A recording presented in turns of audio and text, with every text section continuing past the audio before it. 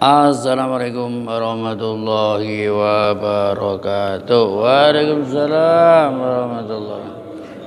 Bismillahirrahmanirrahim. Alhamdulillahirabbil alamin wa bihi nasta'inu ala umurid dunya waddin wassalatu wassalamu ala asrofil anbiya'i wal mursalin sayyidina wa nabiyina wa maulana Muhammadin Allahumma shalli wa ala alihi wa sahbihi ajma'in, amma ba'du. Yang saya muliakan, saya hormati para bapak, para hadirin, para sepuh bin sepuh, haji sepuh dan seluruh kesepuhan, khususnya ketua DKM dan staf-stafnya, para hadirin semuanya. Alhamdulillah, tiada kata yang patut kita ucapkan melainkan puja-puji syukur kehadirat Allah Subhanahu wa taala atas karunia-Nya, atas nikmat-nikmatnya yang telah dilimpahkan kepada kita, terutama dan yang paling utama nikmat iman, amin, nikmat Islam, amin, panjang umur, amin, sehat walafiat, amin, seger waras, amin ya robbal alamin. Bagi yang seger dan bagi yang waras, sehingga kita dapat menghadiri acara spektakuler yaitu pengajian minggu pagi. Para bapak, para hadirin, langsung saja tanpa basa-basi juga tanpa neko-neko kita lanjutkan taklim kita, yang mana menurut schedule kita menginjak surat Al-A'raf. Ada apa dengan surat Al-A'raf kita baca nih? Mungkin ada yang kepo, mungkin ada yang penasaran, mungkin ada yang pengen tahu apa sih sebab utama orang itu masuk surga. Ya, apa? Nah, semua ini kan pengen masuk surga, Pak. Ada yang pengen masuk neraka, ada yang pengen digoreng, ada yang pengen direbus, enggak ada. Ada yang pengen dibakar, orang ada. Semua orang tuh kepengen masuk surga. Lah, kita itu apa? Penyebab utama orang masuk surga itu apa? Kita lihat ini jawabannya di sini, Pak. Dalam sebuah riwayat itu diriwayatkan, innakum la tadkhulul jannata bi a'malikum. Amanal hadis kata Rasulullah SAW, kamu semua enggak masuk surga sebab amal kamu. Ya kan? Wala anta ya Rasulullah. Siti Aisyah, Bunda Aisyah radhiyallahu anha bertanya, kamu juga enggak? Wala ana. Begitu juga enggak saya. Illa ayyataqamadani Allah bi rahmat, kecuali Allah Ta'ala meliputi rahmatnya kepadaku. Rahmat, jadi rahmat Gusti Allah ini yang menentukan orang masuk surga, Pak. Loh, amal lu gak bisa diandelin, kenapa? Kita harus beramal, tapi jangan mengandalkan amal. Wong ora tamu. Ini barusan kita sholat subuh berjamaah. Siapa yang berani angkat tangan? Sholatnya siapa yang diterima? Ayo, angkat tangan. Berani? Sholat saya diterima. Siapa? Orang berani, gak ada yang berani. Sholat tetap sholat, tapi keputusan di tangan Gusti Allah Ta'ala. Jadi ibadah tetap ibadah. Tapi yang kan nggak tahu siapa yang sholatnya barusan diterima. Ayo, ada yang berani angkat tangan, sholat saya ada. Orang ada yang berani. Ya karena nggak tahu. Nah itu masalah. Lah ini yang menentukan. Lah sekarang kalau ngomong rahmatnya kembali ke Quran, ya back to Quran istilahnya. Surat Al-A'raf ayat 156. Kata Gusti Allah Ta'ala, tadi yang menentukan itu orang masuk surga itu rahmat Allah Subhanahu wa taala. Tanpa dapat rahmat kasih sayang dari Gusti Allah, orang bakal masuk surga. Lah kata Gusti Allah, wa rahmati wasi'at kulla syai'.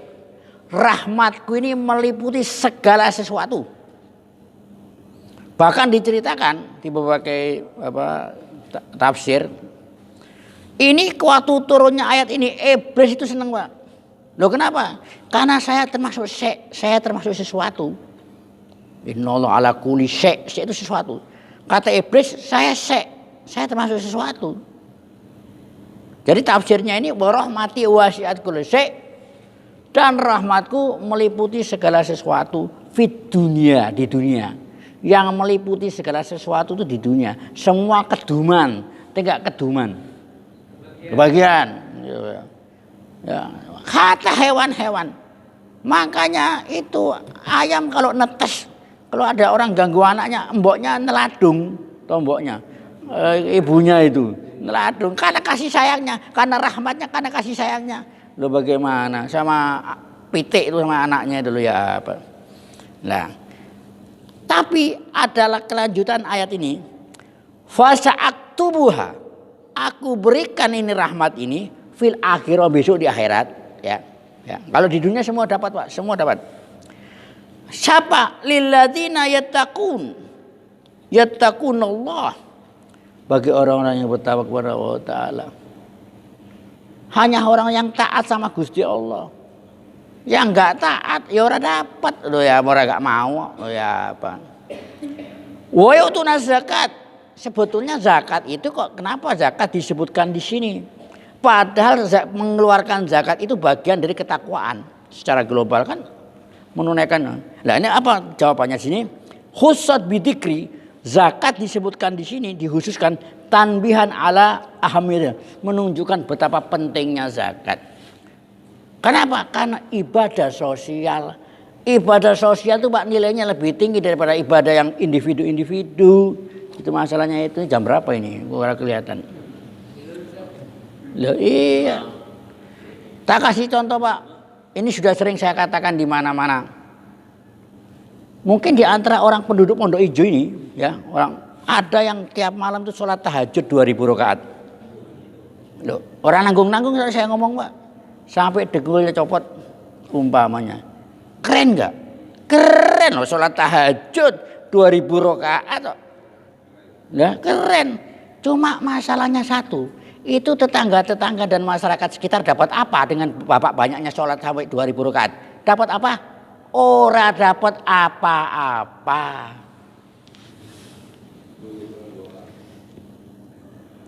Mungkin penduduk Pondok Ijo nih, masyarakat Pondok Ijo ada yang tiap hari, tiap malam nih ngatamin Quran sampai 50 kali hataman umpamanya.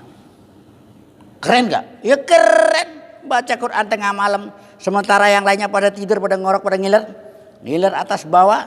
Ini, ya, bapak baca Quran sampai hatam, keren nggak? Keren, luar biasa. Baca tengah malam. Cuma masalahnya satu, tetangga sebelah dan masyarakat sekitar dapat apa dengan bapak banyak ngaji tengah malam? Dapat apa? Ora dapat apa-apa. Yang dapat cuma berisik. Lah iya kalau suaranya keras kan nggak boleh. Loh ya apa walaupun itu baca Quran, ya kan? Apalagi baca Quran tengah malam pakai toa. Ya kan ditegur sama tetangganya itu situ. Terakhir Pak. Mungkin di antara bapak-bapak masyarakat Pondok Ijo ada yang ahli dzikir, tiap malam baca tasbih 20.000, sholawat 50.000, ya. Tahlil 5 juta umpamanya. Keren nggak? Ya keren loh berzikir kepada Allah Ta'ala. Orang kalau banyak zikir uripnya nggak kemurungsung, nggak ngedumel tok Pak, karena banyak connect sama Gusti Allah. Masalahnya satu, apa yang didapati tetangga sebelah dan masyarakat sekitar dengan bapak banyak zikir? Ora dapat apa-apa. Ini urusan pribadi bapak, urusan pribadi kita, nggak ada hubungan. Makanya amalul muta'addi khairu minal qasib. Amal yang berdampak dari diri sendiri dan orang lain itu lebih bagus daripada yang diri doang. Jadi orang ahli ibadah tapi medit, pelit, itu mending ibadah orang bodoh biasa-biasa, ya, tapi sosialnya tinggi. Itu lebih disenangi sama Gusti Allah Ta'ala. Karena sosial yang tinggi itu penampakan dari rahmat, kasih, sayang sesama bangsa menungso. Itu masalahnya bukan bangsa Walanda Pak, bangsa menungso. Nah itu ceritanya begitu. Rahmat itu penting. Ini Pak. Ini ngomong apa? Ini zakat. Makanya zakat disebutkan di sini. Jadi lilladzina yattaqullah, orang bertakwa wa yu'tuna zakat. Tuh kenapa kok zakat disebutkan? Karena sosial. Terakhir Pak. Lah, kemudian ini lebih dari 10 menit ya. Oh, belum. Walladzina hum bi ayatina yu'minun. Yang akan dapat rahmat dari Gusti Allah Ta'ala orang-orang yang percaya, yu'minun, yang beriman. Kalau beriman enggak dapat rahmat, Pak. Yang menentukan tuh iman bukan amal baik. Kemarin ini ada seorang tokoh meninggal. Ya meninggal wis wayahe. Cuma masalahnya begini, Pak. Tuban lima mata dunubuh. Berbahagialah, beruntunglah orang mati, dosanya ikut mati. Tapi ada orang mati, dosanya tetap mengalir. Dosa jariah. Ini bahaya. Loh, bagaimana itu bisa terjadi? Kalau orang ini tokoh panutan yang pikirannya liberal. Pikirannya ini ngawur-ngawur. Di antara menyamakan semua agama. Oh ini sesat Pak, sesat dan menyesatkan. Dia gak mau dibilang kunci surga la ilaha illallah, orang terima. Bapak saya gak akan menyebutkan namanya. Jadi kematiannya ini, ya orangnya mati, tapi lah pikirannya kan diikuti orang. Ya apa? Ya di pikiran dia ini, yang menentukan masuk surga bukan iman, tapi pekerjaan sosial. Mungkin ada orang Islam nih, oh Islam Muslim tapi belangsak. Sementara non Muslim orang kafir tapi sosialnya tinggi. Setiap Idul Adha nyumbang sapi. Ya dia kafir kan banyak kan? Udah banyak dari pabrik-pabrik nyumbang sapi. Ya, itu bisa ketemu nggak di akhirat? Orang ketemu, masalahnya itu Bang. Kalau mau ketemu ngurangi dosanya doang, ngurangi siksanya karena dia baik, itu aja. Kalau nggak ada. Jadi yang menentukan ini iman ini. Jadi 1400 tahun yang lalu, waduh kebanyakan nih Pak, tapi saya percepat itu. Ini Bunda Aisyah tanya sama Rasulullah, bagaimana kalau orang kafir tapi amalnya bagus. Sosialnya tinggi, wah luar biasa, tapi orang Islam belangsak. Itu jawabannya apa? Jawabannya ada di surat Nur. Jawabannya ada di surat Furqan. Wa qadimna ila ma amilu min amalin faja'alnahu haba'an mansura. Kami sodorkan tuh apa yang diamalkan, tapi amalnya jadi debu, Pak, enggak berguna. Nah, kalau dia protes sama Gusti Allah, ya Allah, saya di dunia sudah berbuat baik, kok saya masuk neraka? Apa jawaban Gusti Allah kira-kira? Masalahnya satu, kamu enggak percaya sama saya, kamu enggak beriman sama saya. Ayatnya jelas, innalladzina kafaru min ahlil kitabi wal musyrikin, orang-orang ahli kafir dari ahli kitab, Yahudi, Nasrani dan orang musyrik, fi nari jahannama khalidina fiha. Ayatnya Bang. Wah, kalau Allah bilang begitu kok kita mau bilang, oh enggak begitu lah. Ini kan pikiran kita yang liberal, itu masalahnya di situ, Pak. Lihat, saya ulangi lagi terakhir. Buat siapa rahmat itu? Walladzina hum bi ayatina yu'minun. Orang yang beriman kepada, kalau gak beriman gak dapat rahmat, Pak. Kalau gak beriman gak dapat surga. Intinya begitu. Bagaimana kelanjutannya di lain kesempatan. Assalamualaikum warahmatullahi wabarakatuh.